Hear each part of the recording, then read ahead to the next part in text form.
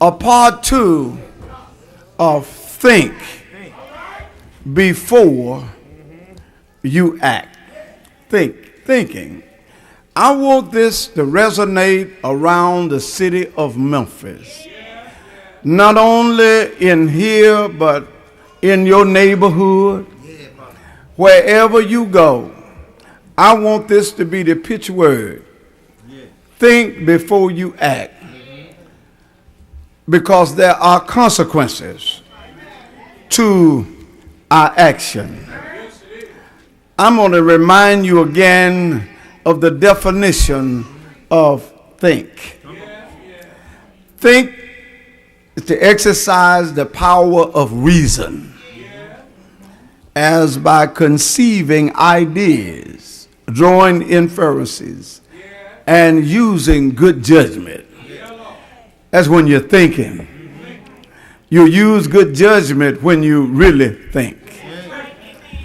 To make a more sensible or practical decision about after reconsidering is to think.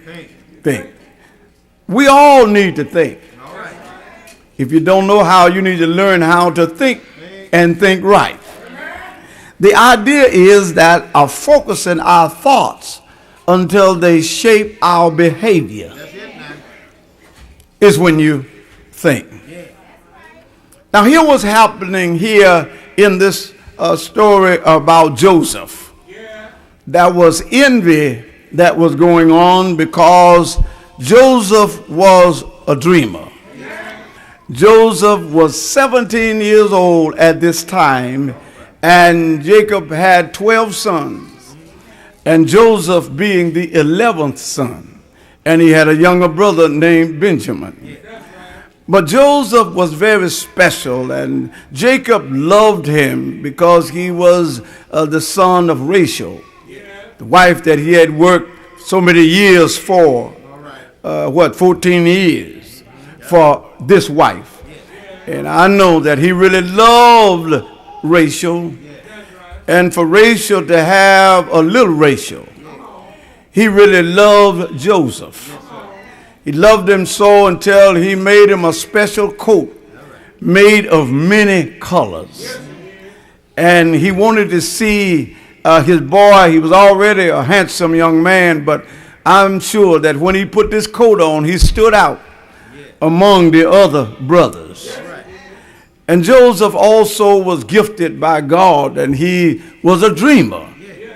And one day he dreamt that he was out in the fields, and they were binding up sheaves in the fields, and as he would bind his sheaves stood up, and his brother's sheaves made obeisance to him. In other words, they bowed down to Joseph, and they had problem with that because they understood that to be that they were going to be a servant to Joseph, and that he was going to be superior to them, and they had a problem with their understanding of the dream. And Joseph had another dream, and he was always sharing his dreams with his brethren. And the second dream he dreamt that the sun and the moon and the 11 stars made obeisance to him.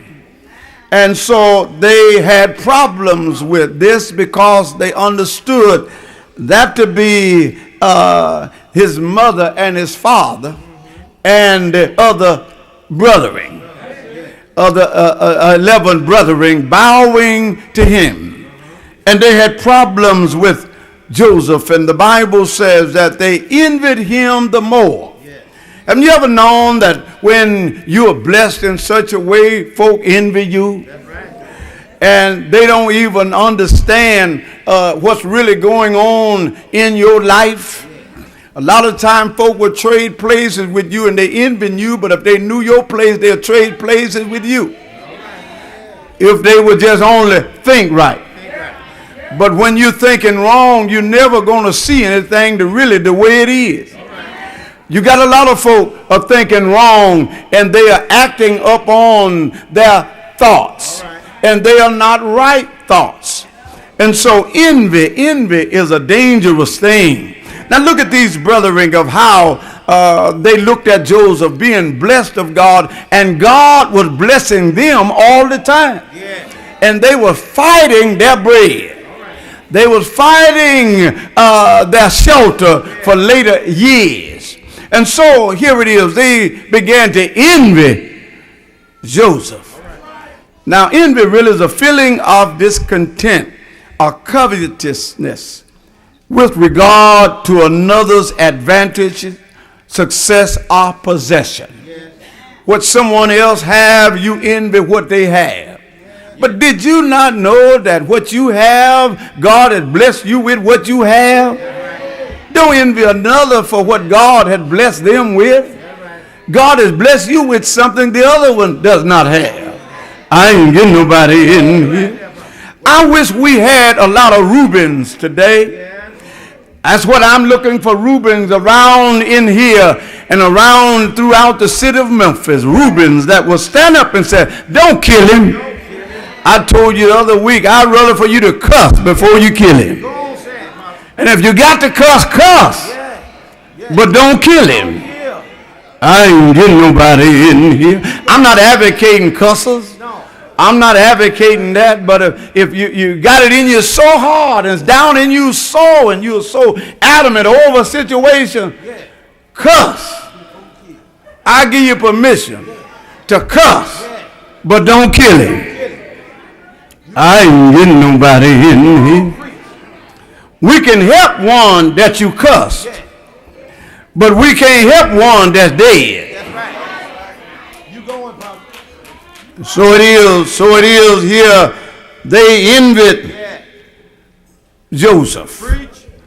Let me share this with you. Once we can accept with joy our brother's success and admit to our own failures, there is nothing to prevent us from truly living life in its spiritual and physical best.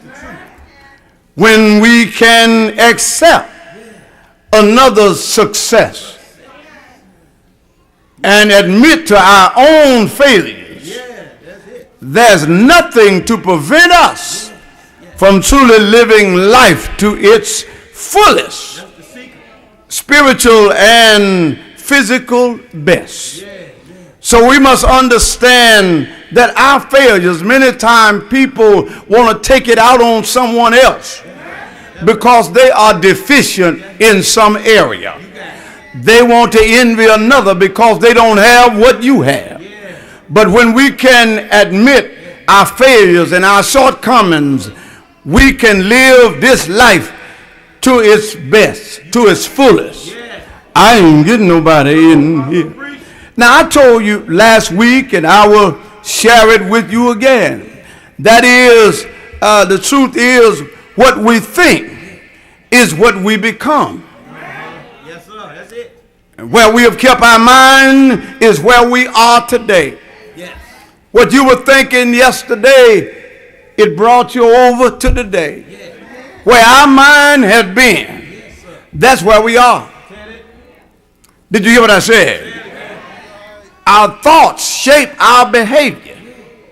What you were thinking brought you here this morning. It shaped your behavior when you began to get up this morning. Some of you probably said, well, it's raining outside, and I believe I'll stay at home. I'm not feeling well. But your thoughts got in place, and it began to shape your behavior, and you're in here today. I ain't getting nobody in here. What we do is what we think.